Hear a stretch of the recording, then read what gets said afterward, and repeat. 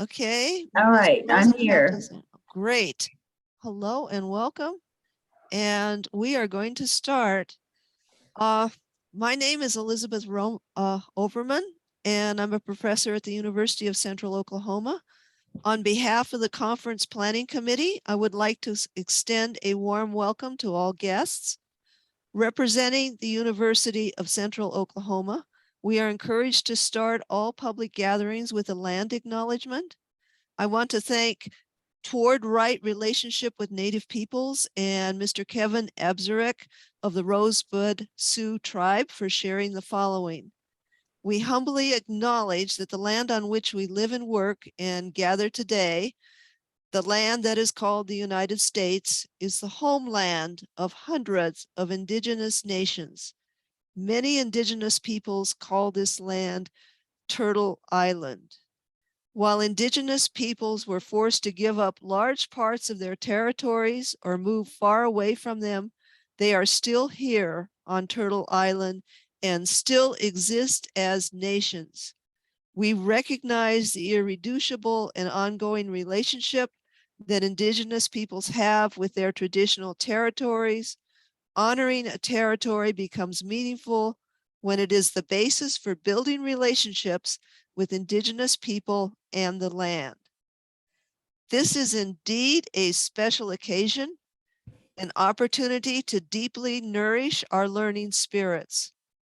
It is a privilege to host a talk by the Honorable Delegate Kimberly Teehee from the Cherokee Nation to the United States Congress. May I introduce Miss Melissa Rosenfelt, who will formally introduce Delegate Teehee.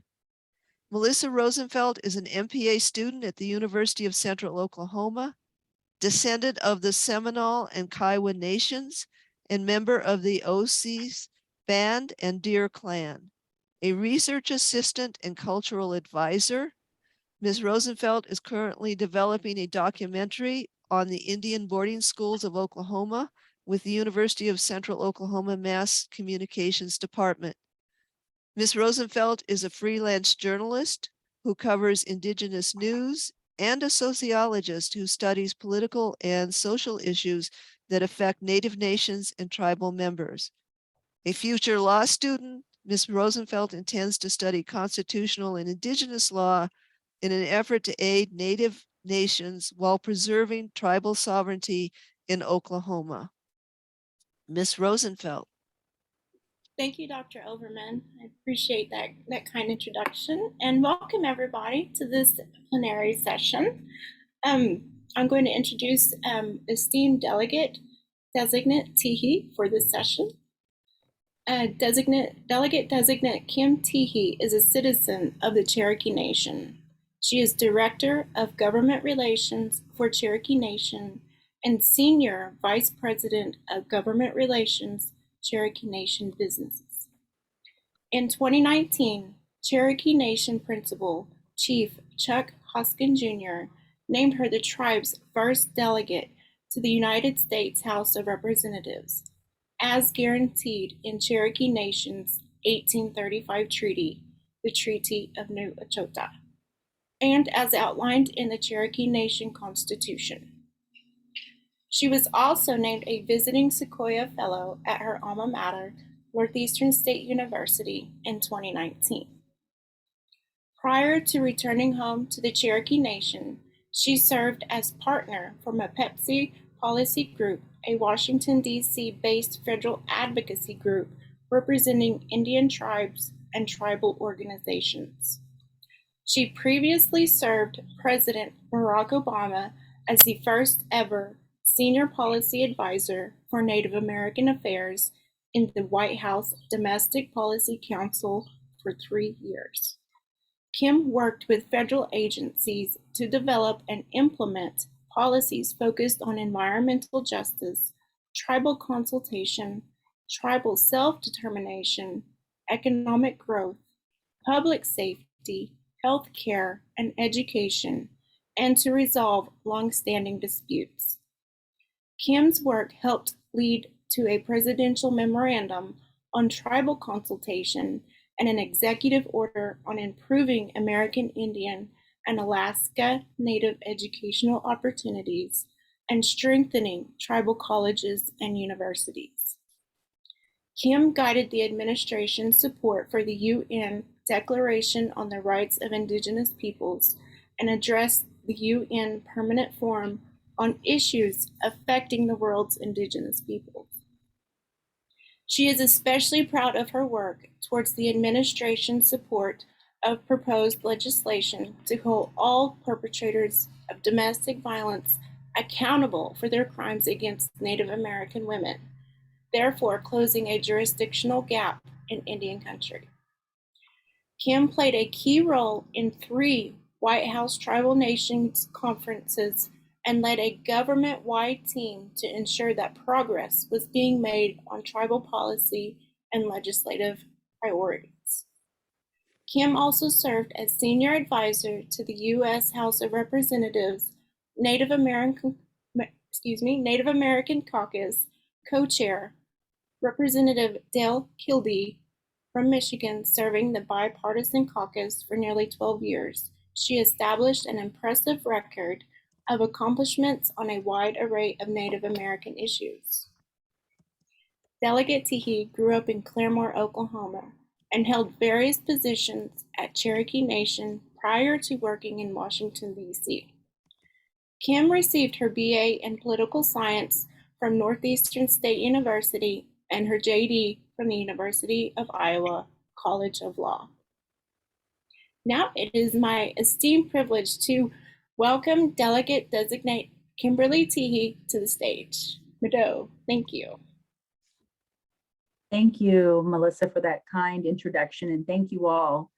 I had the opportunity to listen to some of your dialogue prior to joining this discussion, and so I appreciate robust conversation and such. And my background is public policy. I have a law degree, but don't come to me if you get a traffic ticket. I probably can't get you out of that. I've never actually practiced law. Interestingly, my background my professional background really started here at the Cherokee Nation. I'm joining you today from the Cherokee Nation Reservation in Tahlequah, Oklahoma. This is my office. I'm just right down the hall from the chief of the Cherokee Nation. My career began really when I was served as an intern for the late Wilma Mankiller, who served as the first ever principal chief of the Cherokee Nation. And I'm really reflecting on that experience this week because just on Monday, we participated in a joint event with the U.S. Mint on the official release of the Wilma Mankiller Quarter.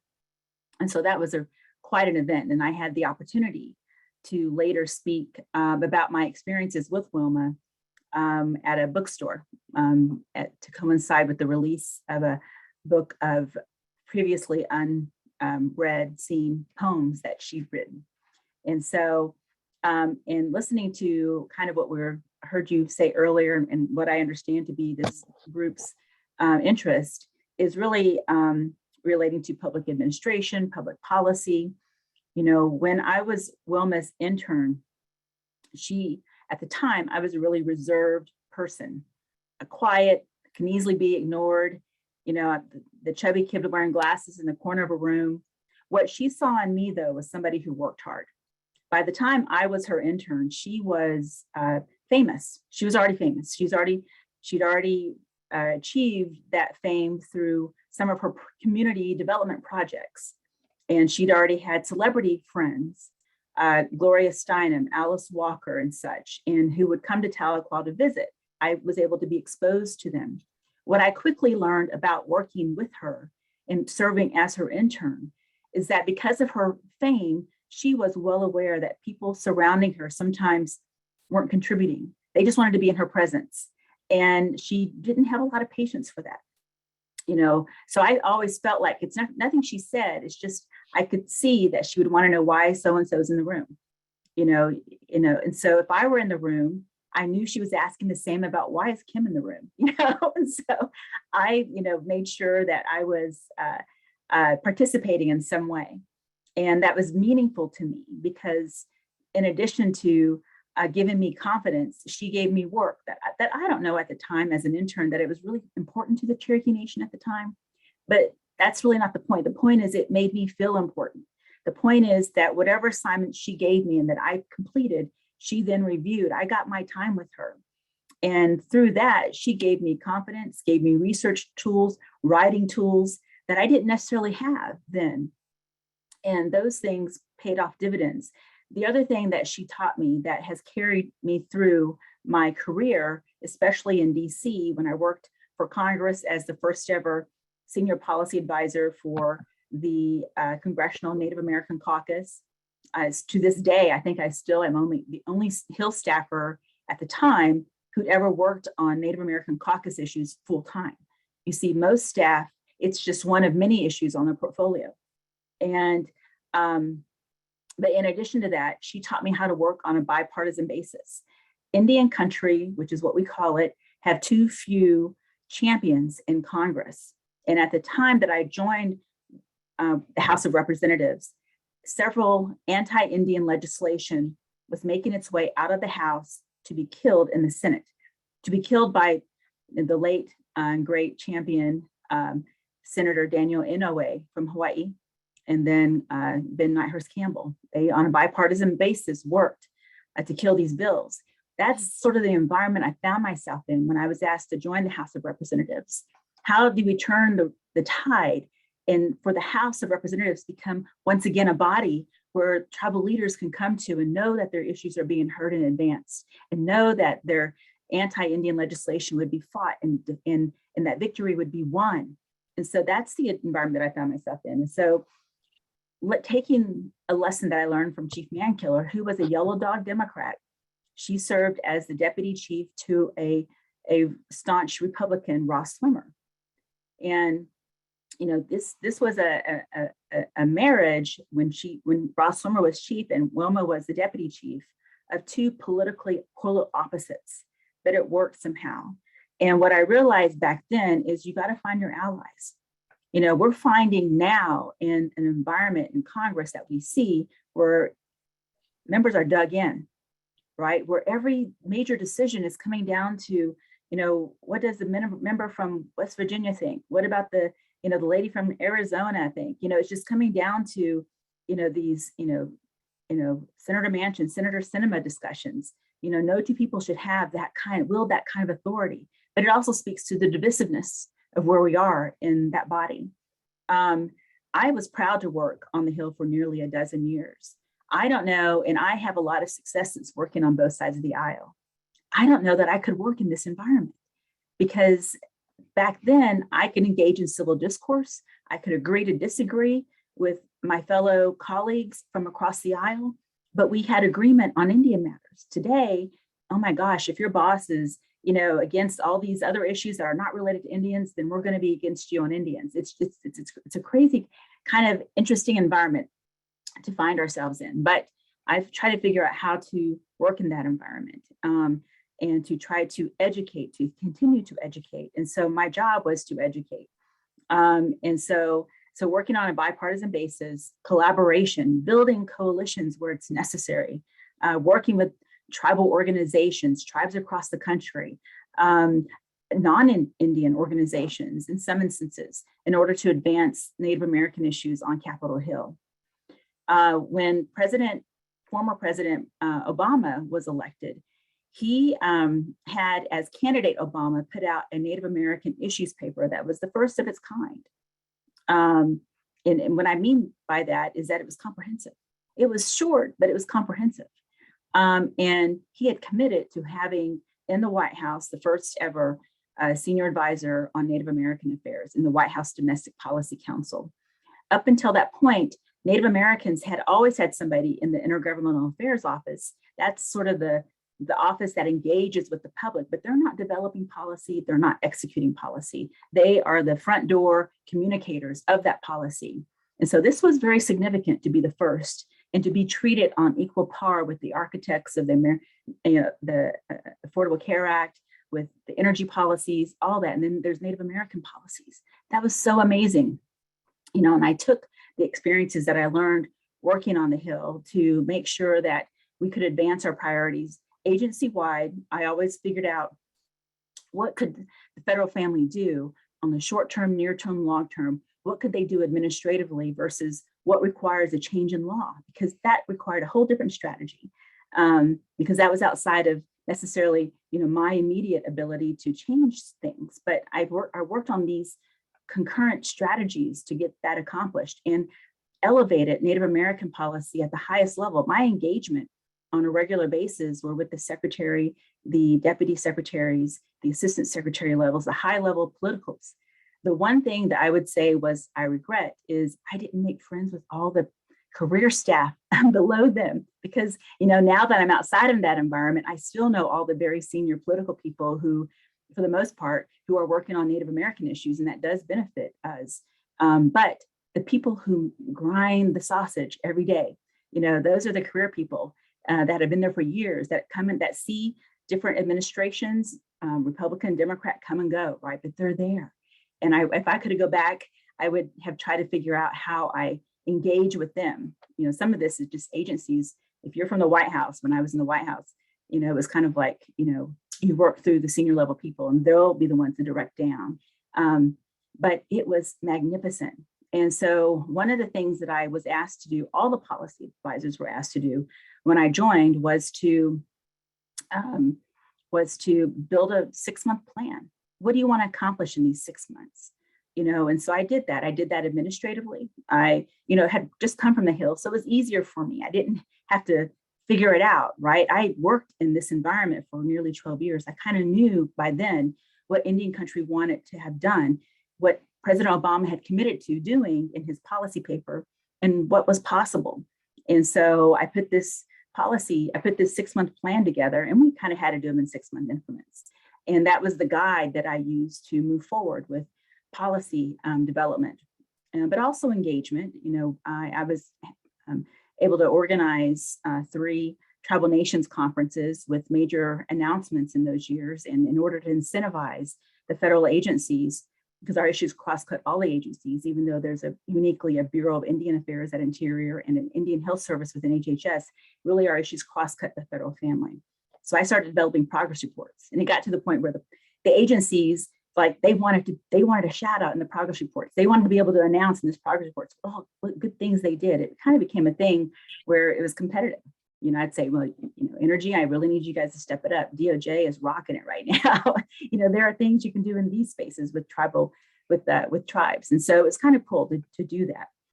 And so I'm very proud of some of the accomplishments that we made. I think Melissa had mentioned one of the greatest successes, I think, in my career is that which perfectly intertwined my legislative Hill work with my policy work, and as well as the president's candidate policy paper on Native Americans, which President Obama had committed to looking at the jurisdictional gap that plays Indian country. That jurisdictional gap means on our reservations, there is limitations on the ability of tribes to prosecute non-Indians who commit crime on reservations. That's an 1978 US Supreme Court rule. So because you see so many impoverished rural communities that have to look at casino, look at other means of economic development that invite non-Indians onto the reservation, that's a jurisdictional gap. And it has its roots in unprosecuted crimes against women. Domestic violence is hugely rampant in Indian country, and the non-Indian perpetrator went free for the most part. And so the president had committed to monitoring, looking after this issue and doing something about it. And so this is something that required a change in law. It required policy. The policy piece was putting a proposal together that would support giving non-Indians in limited circumstances, giving Indians in limited circumstances, criminal jurisdiction over non-Indians who commit violent crime on Indian country. In that, we worked closely with the Department of Justice and with the tribal organizations and Indian and women's work groups in order to help develop this proposal, get it out to Indian country to consult on it so that it had Indian country's input as well, and then selling it to Congress. The problem is I worked on the Hill for nearly 12 years, and I worked with the Judiciary Committee, and I tried to get us to even have a conversation about criminal jurisdiction over non-Indians who commit crime on Indian country. And I couldn't budge the Judiciary Committee. Every time I asked, they'd say the data is outdated. So I was successful in adding appropriations language, which was really just asking for a study. What's the current landscape of crime in Indian country? Every time a line was drawn in the sand, I'd figure out a way to pass it, but I'd still get obstacles. But nothing was done in that space. So finally, we were able to get something accomplished, get Congress to include it in the Violence Against Women Act. That took a great effort too, by the way, because Vice President Biden was the original architect of VAWA. And so his office were supported from the outset. And so anyway, that proposal made its way into VAWA 13. I loved how that story started because I loved working on that. I actually left the White House before it finally got signed into law, but I was at the signing ceremony. And then when VAWA 21 was passed into law, and I was invited to attend the signing ceremony at the White House for that one because it refined the 2013 law. And so but my career has been in public policy. It has been in driving policy, whether on the Hill or in Congress, where we honor sovereignty, honor treaty rights, where we respect every tribe's unique circumstances, where we regional circumstances, the cross-cutting nature of our issues. It's hard work. It's thorny sometimes, and not everybody's familiar with these laws. And we're seeing that in Oklahoma now. So after all that work and all those years in DC, nearly 20 years in DC, actually, the principal chief of the Cherokee Nation at the time, Chief Bill John Baker, invited me to come home. My parents had retired from the Indian Health Service. They got old on me while I was in DC, and to run the government relations for both the businesses arm and the nation. The businesses arm didn't exist when I was last an intern at Chief Mankiller's office. Now we have Cherokee Nation businesses. Combined, we have more than 12,000 employees from all across the country and abroad. And both entities are billion-dollar entities. It's massive, it's huge. And so obviously our needs are huge on the federal level, state level, and local level. And my job is to engage at each of those levels and to advance our interest, as well as to oppose things that are anti-Indian. I still wear my Cherokee Nation specific cap because that's my job, but I also use the policy hat on the national side of things, and we get involved in that as well. And so when Chief Hoskin was elected chief, and he previously served as a tribal counselor, he also served as a Cherokee Nation Secretary of State. And then when he was elected chief in 2019, he came into my office, and I knew he wanted to discuss sort of the first 100 days of his office. And so I had my notepad ready, and he said that he wanted to invoke this 1835 treaty right, the delegate to Congress. And I'm kind of writing down notes and already thinking in my head what all needs to happen. And then he said, and I want to nominate you as the delegate. And so I was instantly humbled and honored by that, but my job is literally to get myself seated. And so as you can imagine, 2019, we had great momentum internationally, domestically, lots of articles, news coverage. All the national leaders had come out in support of Cherokee Nation's quest to get the delegates seated. Our last meetings were in March of 2020, and then just when COVID was coming in, and Chief Hoskin took immediate, swift action to mitigate the impacts of COVID to our citizens and our employees, and we curtailed traveling for quite a while.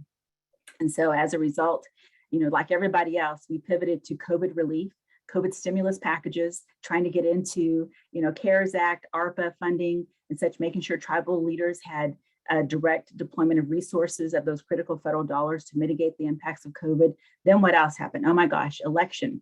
Oh, and what that meant for Oklahoma is that, now that we have the House chamber that is run by the Democrats, and Oklahoma only had one Democrat, and she lost her reelection in that election process. And so now we are 100% Republican. What that meant for us is we had to find a Democrat champion, somebody who's in the majority side on the House side, who helped champion that issue. Guess who that was going to be? Congresswoman Deb Haaland. And so when the election took place, and then the new administration was coming in, and we knew she wanted to be a cabinet secretary. I participated in sort of the kitchen cabinet, prep team to help her along the way. But we put the delegate on back burner so that we could get all this stuff to clear the air. So where we are now is, and by the way, she's extremely supportive of seating the delegate, and she spoke to Speaker Pelosi and such. But where we are now is we're creating the momentum again. One of the biggest questions that we got asked along the way is procedurally, how do we get this done? You see, even though the House has U.S. territory delegates that are authorized by statute, my delegate position is authorized by law, but it's a treaty, not statute, right? It's a treaty where the Senate has already ratified the treaty and where the President of the United States has already signed that, albeit nearly 200 years ago. But it also, because of that, requires House action only. It doesn't require an act of Congress. And the Senate's already acted. It requires a House action. And so in that regard, the biggest question that we get is not opposition, but how do we get it done? And so to that end, I'm a procedural person who struggled with this question too. So I enlisted the help of two former House parliamentarians who helped guide me through how we can think about perhaps what the format, the instrument it would take in order to get the House to approve, and what committees might this proposal have jurisdiction in. And so we came up with three possibilities of committees: the Rules Committee, the House Rules Committee, the House Administration Committee, and the House Natural Resources Committee. And each of them have a role to play here eventually.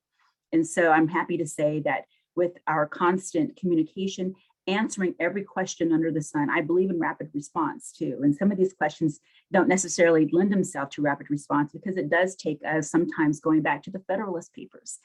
For example, Speaker Pelosi had said, well, you're appointed, you're not elected. Does that interfere with the rules of the House? The answer is no. The answer is no. The House is not setting a precedent by having the House approve an appointed delegate, because the House in its origins, routinely approved delegates in the House. So we're not setting the precedent in that regard. That's already been set long ago. It's a modern day precedent, but we're not offending the institution by doing that. The other questions we got were dual representation. You already have a member of Congress. Is this dual representation? The answer is no. The legal distinction between delegates of U.S. territories and members of Congress is that final vote in the House floor, right? Up to that point, it's a deliberative process. It's an important process, and it's one that gives U.S. territory delegates great authority, because delegates get to introduce legislation, amend legislation, serve on committees, vote in committees. They get to rise in leadership. They get to chair committees. They just can't vote on the House floor. So up to that point, but that is the legal distinction between a delegate and a member of Congress, is that final passage. And so in that regard, we're seeking something similar. Why? Well, because we want to continue to have good working relationships with our members of Congress and with our congressional delegation, frankly, in this state, which we presently do have that good working relationship. We also don't want to get bogged down in costly litigation over a claim of dual representation, because we don't think that being a delegate would offend the Constitution in that regard. And so we do have the support of our Congressman, Mark Wayne Mullen. We also have the support of Congressman Cole, who's a Chickasaw citizen who co-chairs the House Native American Caucus. We don't have a single member who has opposed this. The question has just been, how do we get it done? That kind of thing. And so we have pending a framework that we've developed and that we know is going to be edited. We've had lots of research and memoranda based on this for those who want to read it, who are Hill staffers.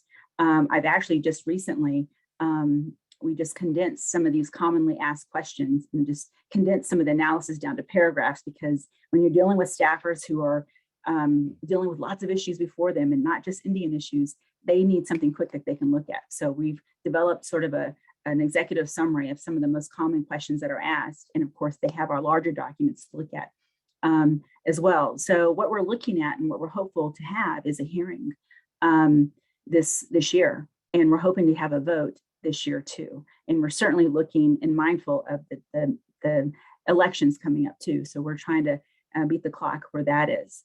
And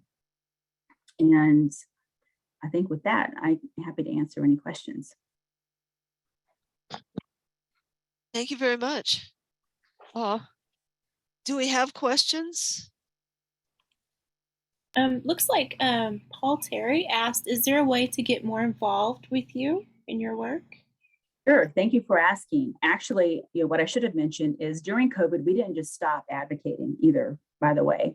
What we did do is secured tribal organization resolutions from across the country. I think that most of the major ones who support seating the delegate. And so what we also have, and I'm happy to share the link maybe with Melissa or whoever you suggest, is on our website. We actually developed a micro website where we have a template letter where citizens across the country, Cherokee or non-native, can go if you support this and vocalize your support and send to your House members, frankly. And I think that would be very helpful. We've had some cities who have expressed interest in supporting the delegate, so that's the next wave of resolutions that we're going to seek. We're particularly interested in those in California because that's obviously where the speaker is. Interestingly, during COVID, just this year, actually, the Palo Alto High School, the social justice program of that high school took it upon themselves in a volunteer exercise on their own time, not getting school credit, after they heard an NPR podcast about Cherokee removal and the delegate.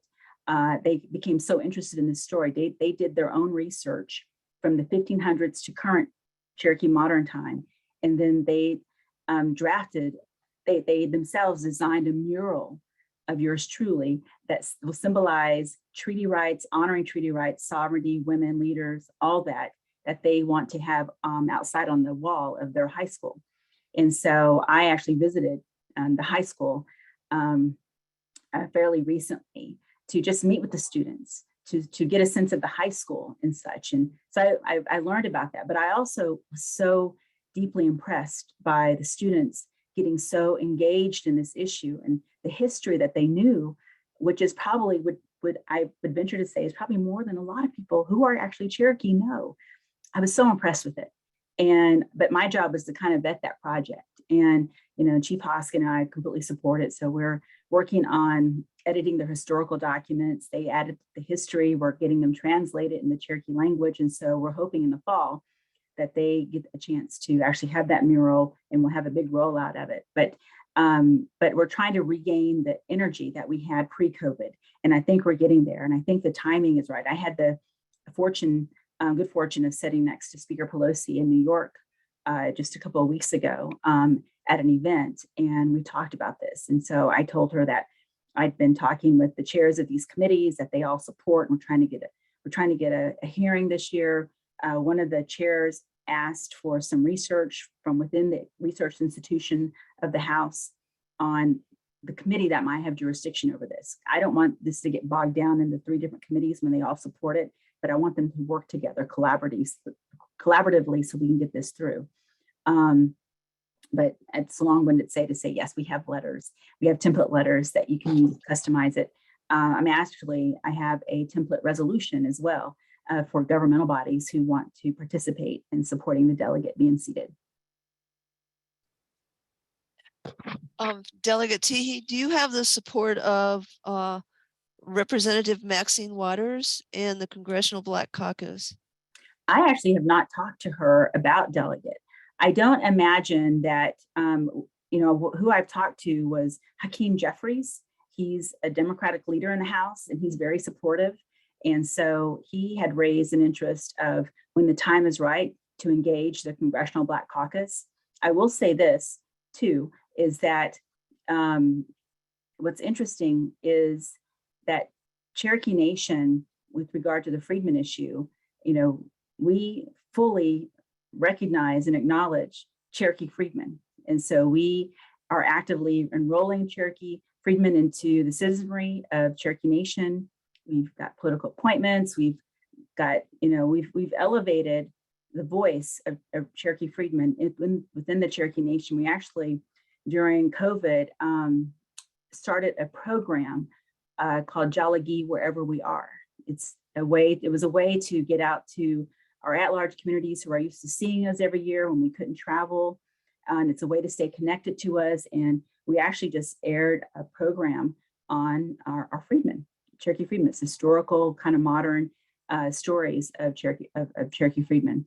So, and Chief Hoskin has participated in panels with Congresswoman Waters, and she's commended us on the steps that we've taken when it came to advancing Cherokee freedmen rights. And so Chief Hoskin actually testified before the House Financial Services Committee that she chaired to talk about housing, Native housing programs and such.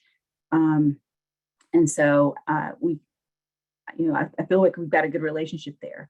The other thing that's important to note is that when Secretary Holland was newly confirmed, she was being criticized for signing on to a housing bill as a congresswoman, with the history that pre-existed her tenure as a member of Congress. And then the Indian housing bill omitted any mention of freedmen. There had been some language in there that basically penalized tribes for funding if they didn't fully acknowledge the citizen rights of the freedmen. And so this Indian housing bill was a clean bill. It didn't include that anymore. She didn't know that history. And so she was getting criticized for being anti-freedmen, and that was unfair. At the same time, concurrently, this is coincidental, in the Cherokee Nation Constitution, there was a provision that speaks to, people who can run for office and, hold elected positions, and it had a by blood requirement. And so, and as a result, for many years, the Bureau of Indian Affairs did not approve our Constitution. So even though we operated under that Constitution. And so our Attorney General and our Cherokee Nation Attorney General and our tribal court ruled that because of the 2017 federal court ruling that basically said, Cherokee Nation, you must comply with your treaties, you must honor your treaty rights and responsibilities. That was our Freedman case. The Cherokee Nation lost that case. And the tribal leader at the time, Chief Bill John Baker, chose not to appeal that decision. And he chose, the path of righteousness, which was to enroll Cherokee freedmen. And and with regard to the by blood provision in the Constitution, because our Attorney General and our tribal court ruled that federal court invalidated that by blood provision of a tribal constitution, it was therefore invalid. And then the Department of the Interior agreed. And so they had a solicitor's opinion who also agreed that by blood provision was invalid. And so they approved our Constitution. And so by doing that, I can say this administration has also taken steps to ensure that the freedmen of the Cherokee Nation are treated fairly and equally with citizens who are by blood. There's no distinction there. And so, and the chief also engaged with Secretary Fudge, who wants to come to Cherokee Nation. And she commended us for the actions that we took as well. And so I do think that we're going to defer to, Congressman Jeffries in the engagement there. And we'll rely on him for the timing of when we need to engage, just like we are deferring to our Oklahoma delegation to work with other members of the delegation that they've already talked to. But I'm working with key members and taking their lead where they want to have the lead on these issues. Thank you very much. Paul Terry wrote in the track that the episode on Cherokee freedmen was incredible, and he provided a link there in the chat so that people can take advantage of it and see it. Dr. Overman, I'm sorry, Dr. Franklin has had his hand up for a while. Oh, Dr. Franklin, please. Thank you. And thank you so much, Delegate. Thank you so much for your presentation. I am an Oklahoma native and a freedman of several tribes: Creek, Choctaw, Chickasaw, and Seminole. My families that came here in the 1840s and 50s have been here that long, came with the tribes. But my question really is around the federal court decision that forced the Cherokee Nation to accept the Cherokee freedmen. And since this conference is around social equity, diversity, and inclusion, I'm really curious about what steps the Cherokee Nation has taken over the last year and a half to kind of integrate and to perhaps to kind of look at its systems and structures and what has changed internally to kind of impact both the tribe and those freedmen that are now fully or integrated into the system as full citizens. Right. And then my next question is, and I'll just ask quickly, and what is there anything you're doing as around public policy, working with the other tribes? Because I do think the decision when it gets back to federal courts for all of the tribes, including the Creek Nation, that the precedent's been set through you guys. But what are you guys doing on the second part of this question to work with the other tribes to kind of get them to move in the same direction? Right. So one of the things that Chief Hoskin is actively engaged in is with the freedmen communities, the freedmen organizations. You know, they're organizations that include a lot of Cherokee freedmen. There are events that are hosted where there is dialogue. You know, Chief Hoskin is often a guest speaker. And so he believes in participating in these events, not necessarily to shame the other tribes. He has great respect for other tribal nations, and they obviously need to do what they need to do, but he only controls what the Cherokee Nation can do and does. And so, but he does speak to the righteousness of treating everyone with dignity and respect and with equity. And in that regard, you know, I believe we've enhanced our engagement. You know, we are great participants in, you know, the north part of Tulsa in the African American community, and participate in Black Wall Street and the anniversary of the massacre and the visit that occurred here. We're getting ready to engage with the community leaders of that area to see where we can have greater visibility, more services, what can be done to assist with developing the economy there. You know, we have made appointments to political positions and had more hiring where we were became aware that there's none. We've tried to create a colorblind applications and things. We don't, you know, the challenge for us is like on housing applications for our own tribal housing, we don't have freedmen categories to quantify. We, you know, you're a Cherokee citizen and you demonstrate that through your card. We don't distinguish, you know, me from somebody else. And so we do that. And so, you know, but we have also increased the number of people who work in our tribal registration department, which oversees the paperwork for validating and then, you know, validating individuals as citizens of the tribe. And so we do that there too. And I'm trying to remember the second part of your question. Oh, the other tribes. So the other tribes. So that's been a little bit trickier. I'm not involved necessarily in those level conversations. You know, we have had engagement with this administration. I know that each of the tribes have determined for themselves how they want to move forward with it. Again, all, you know, Chief Hoskin to do, and he's very visible and public about this. I mean, you can see in major publications from New York Times to, you know, the local papers, he's very vocal about what, you know, what it means for the Cherokee Nation to do the right thing, to honor treaty rights. You know, importantly, and it's Chief Hoskin that makes these points, not me, I'm just borrowing from things that he said. But importantly, you know, in Oklahoma, we have right now, that's a very visible federal court decision that's a couple of years old now, called the McGirt decision. And what it did is it reaffirmed the reservation of the Muskogee Creek Nation from the 1866 treaty. Cherokee Nation has a similar treaty in its 1866 treaty. That 1866 treaty was the last treaty between the United States and Cherokee Nation. And that treaty is important to Delegate because in that treaty, it affirms all prior treaties and all prior treaty rights. And in that treaty also is a requirement that we honor our commitments to the United States and treat freedmen equally to Cherokees, other Cherokee citizens.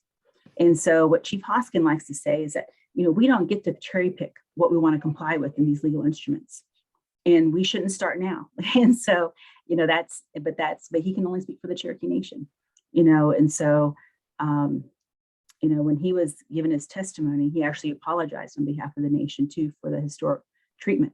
And so I'm very proud of what we've done in this space, and it's only the beginning. I mean, we're plugging away and trying to do more.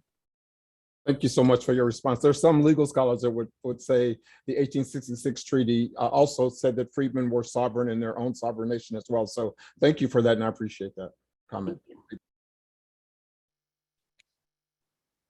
Okay, we're getting requests for Delegate Teehee to post the link that you to post something in the chat so that people who are interested in your work and maybe even joining you in your work can get in touch with you or your office. I will do that. And also, Okay. I'm trying to see if my assistant is on this call, because everybody who knows me here. Right. also, Ms. Teehee, I'm the conference chair, and again, just delighted to have you here. We've so much enjoyed your contributions to our schedule, to our conference, but wanted to find out if you would be interested in placing an ad in our conference brochure. It's 93 pages and growing, but Okay. in our final conference program brochure will be done on Saturday, I think. So we would love to have something from you. Okay. Why don't you, I'm going to type my, let me see if I can type this in here. Everyone. I'm going to send you my email address. My assistant, Commissioner Daniels, is going to post the link to the microsite with the template letters. On the sponsorship, go ahead and email me at that link with the sponsorship request as well as the W-9. And then, Gotcha. then I think we can make that work. Thank you so much. Do we have any other questions or comments? So I also would be interested to hear, just along the lines of what Dr. Franklin was suggesting, what kind of partnerships you all are developing, outside of the reservation, Oklahoma, and, like, is there anything going on with New York City? I'm from New York, so though I live in San Francisco now, but are there any of those sort of, sort of big, sort of high level partnerships? There are, I mean, so on the business side, I mentioned we've got employees, I think, in 48 states now, and gosh, I don't remember how many countries now. And so on a larger scale, we have partners with the federal government because of government contracting opportunities. On the non-business side of things, I was in New York because of the I Have a Dream Foundation. The I Have a Dream Foundation is interested in having its first ever school on an Indian reservation. And so they've gone to great communities where they've began these special schools that are designed especially for those who might not ever have opportunities at achieving their full potential in school, in the classroom, and beyond. And so we've looked at doing that. And so they invited us up. So I went on behalf of the nation. Wonderful, wonderful folks. We also have, we're looking for opportunities, within the state as well, and in the Tulsa community too. North Tulsa is an area that is within the Cherokee Nation Reservation. And so, that is one of the areas that could benefit greatly from investments in partnering. And so we're looking at those opportunities too. I will say too, we have about 24 at-large communities that organize through our cultural and community outreach office. And we just started in-person visits again to those communities. We were just in Atlanta, Georgia, and we go to different states, California, we already did California, and we have these meetings that bring our communities together, and it allows, that kind of partnering.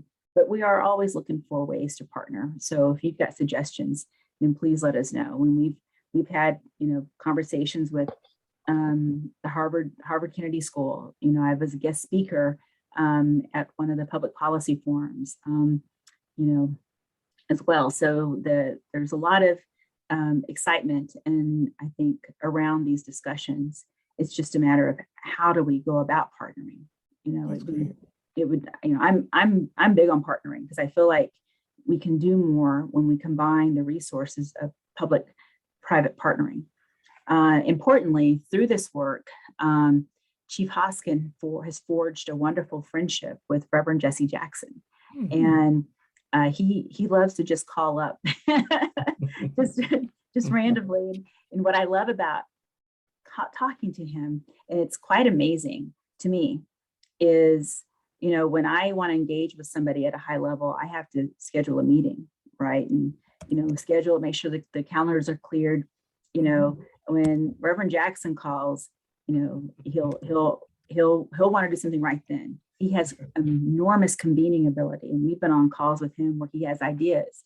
Then he'll bring in like a Congresswoman Waters. He'll bring in, other people into the conversation and say, we need to get these things done. And that's led to Chief Hoskin and myself participating in different webinars that the Rainbow Push Coalition has organized. When Jesse was here for the Black Wall Street Massacre anniversary, and he called Chief Hoskin, and Chief and I were actually downtown Tulsa, and Jesse was staying in downtown Tulsa, and he asked us where we were. He said, come to my room. So we went to his hotel room, and he started talking about the population of African Americans in this state and the population of Natives in this state, and how, on our own, we're a small part of the voting bloc in this state, but together we could build great momentum and power. And so he extended his stay because he wanted the next day to have the African American business leaders and the pastors and the community elected officials and the state elected officials come together with Cherokee Nation. And so, we arranged a facility, and he got everybody at the table, and we quickly put a slide presentation together based on what he wanted to know. And, we, through that meeting, we've developed some friendships and some potential for partnering as well, so that we can, collectively, I'd like to see that develop into like a political kind of thing too, because I do think there's opportunities there too. That's awesome. I had an additional question, but I will defer if No, someone go else has a ahead. question. Dr. Richard, can I say one more thing? Absolutely. Just as a free Oklahoma freedman, and I've been working on cemetery projects, some desecrated cemeteries across the state. One thing that I think your advocacy and your expertise in public policy could do, and I know that that Deb Hollins has been working on this, is that we really do need more support and resources to restore some of these desecrated freedmen cemeteries. I'm working on one down here in Southern Oklahoma right now. Every time I fly from New York, I'm working on a cemetery, but there are a lot of freedmen cemeteries that are in Indian territory that were members of these tribes. I mean, you can see it through the burial grounds that they were members of tribes, including many of my ancestors, Buck Hobart, Franklin, Buck Frank. I can name a whole bunch of them, but we need some assistance from these tribes and resources to restore some of these desecrated cemeteries. I'm sorry, Dr. Freeman, just in terms of for those on in this session who may not be familiar with the Freeman's group, could you just enlighten us a little bit on that, please? So, or Ms. Teehee. Mm-hmm. Yeah. Sure. So thank you for that question. We assume sometimes that everybody knows what we're talking about when we say freedmen. Mm-hmm. And actually, when I was in the White House, and I had at one point recused myself, but then because I was the only senior policy person in the White House who did Indian affairs, I didn't have an actual conflict. It was optics people were worried about. They're like, you don't have to be recused anymore. you can work on this issue. And so, but I remember briefing very senior level people in the White House who just asked me, why do you keep using the word freedman? Is that, is that offensive to people? And I said, it's what freedman, it is a label that was created by the federal government, the US government, in order to distinguish descendants of slaves that were owned by tribes. Not all tribes, citizens owned slaves, but there were, certainly the 5 tribes. That's the Cherokee Nation, Muskogee Creek Nation, Chickasaw, Seminole, and the Choctaw Nations. And so there are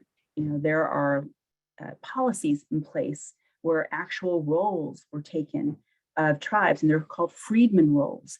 And today we have freedmen associations. So it's not offensive to the community of people who are descended from freedmen, right? But that label was created by the federal government. And just like, for example, those 5 tribes that I talked about, they are in law referred to as the 5 civilized tribes, right? And that's offensive, but that's what we're legally called. Now, when we consider what it takes to get Congress to give us more funding, to put, when it comes to education, infrastructure, all those things, you think we're going to quibble about the word civilized, but I'd love to see that word stricken from all laws in the federal government, because, I do think the assumption it made back then was because we fought removal, and we're among the last to fight removal because we were the easiest to enter into agreements with, that somehow we were called civilized and the rest of the tribes were considered uncivilized, I guess. But I think it has no place in our modern history, but it is important to know where that history came from, that freedmen wasn't a word that the tribes themselves or the freedmen themselves came up with. It was something that the federal government came up with, and which is why that term still exists today. Wow, thank you. Okay. I don't think we have any other questions, or do we? We want to thank everyone, and we want to remember that it's important to honor sovereignty, to honor treaty rights, and to respect the circumstances of each tribe, as each tribe is different. I'm sorry, Dr. Overman. Yes. One of my graduate students actually does have her hand up. Okay. Georgia Would you- Frazier from University of San Francisco. Yes, good day. I sent a message to the wrong person, forgive me. But my question is about, I'm sure you must be aware of Angela Davis is very focused right now on further developing the communications and the collaboration between First Americans and African Americans. And are there any other organizations that you have attempted or looking forward to working with that can work with the African American community in creating this more unified front in terms of such things as reparations is one of the lessons I think that could be shared between the 2 cultures as well. But there's also that requirement of the how much blood lineage is required. But so many people, you ask them, well, what's your tribe? And they know, but they don't know. It's not part of what's being taught, to our youth. Okay, so I guess a couple of responses to the question is, one, I failed to mention earlier, by the way, the question about what we're doing. Because Chief Hoskin has had to take so much time to educate, just the basic education. What I said earlier was just oversimplification of this complicated but important history in the chapter of the Cherokee Nation and the U.S. relationship. So we actually, we have a museum where we're developing a brand new exhibit that will highlight the history of the Cherokee freedmen, and to highlight the modern successes of the Cherokee freedmen and the art that's created. And that's, it's one of the things that the chief feels strongly needs to be out there. because the freedmen today are telling their own story and they need support is how we look at it. And we are not as them as it's all of us. And so as that, there is that collaboration that's taking place. Some of the collaborations we've engaged in, and this is kind of what I was talking about earlier, which is the Rainbow Push Coalition, through Reverend Jackson and his daughter and son, they've really tried to work with us and to try to be that conduit to, combining our communities of color to try to, empower us all and to get our story out there and such. And so that's, we're not doing enough of that, I don't think. I think there are other intertribal organizations that have taken the effort on, but they tend to be working with like an ACLU, civil rights organizations, in order to take on that work.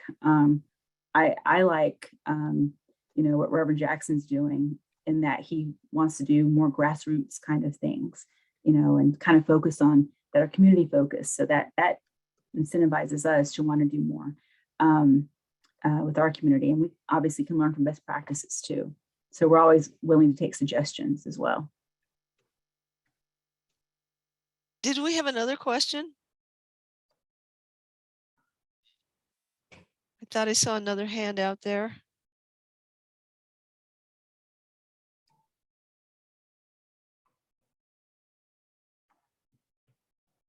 I think that's it.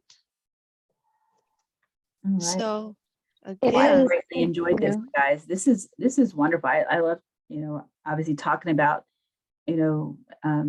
any kind of policy development issue, any, the legal pieces, because they all intersect and such, and obviously in my community too, and sometimes our issues are the thorniest issues.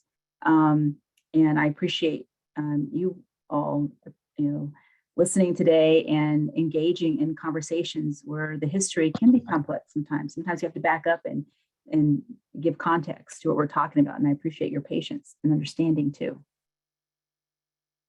okay. Oh, can I just also, I'm sorry. Sure. Someone mentioned the cemeteries. Completely agree with you about that. There's historic Cherokee cemeteries and freedmen cemeteries. And again, that's a label that's used by the community that need to be, well maintained. We have a way of giving our tribal counselors, they can give grants out to within their districts to help with this. I was fortunate enough to visit some historic sites of the forced removal and saw some of the historic graves that you can't even tell were graves anymore. And it's private property that somebody lives on now that allow us to walk in these areas. And my family has a long history of, from forced removal, churches that were developed post-removal in 1839, where, I just wish there was, it was well maintained. It's kind of sad to see overgrown grass and the headstones that are sunken into the ground, and you don't know, you can't identify who's there anymore. And so I know that it's a long effort that we've undertaken to help in that regard. Some of the stuff that Secretary Holland is doing is around the boarding school experience and where mass graves might have been found. And so having, to try to identify those and then to try to give the proper burials is something that I know that the Biden-Harris administration is undertaking, and we had boarding schools also. My parents both went to a boarding school here, and, and it's, and I think we've sought advice and counsel from our elders and such on how we would handle those things if those are discovered too. But I completely agree with you, and I think Chief Hoskin would completely agree with you that there needs to be more to do with all the historic cemeteries in our area. Okay. Thank you so much. Thank you all so much. So we have about 10 minutes before our next session. Please join me, everyone.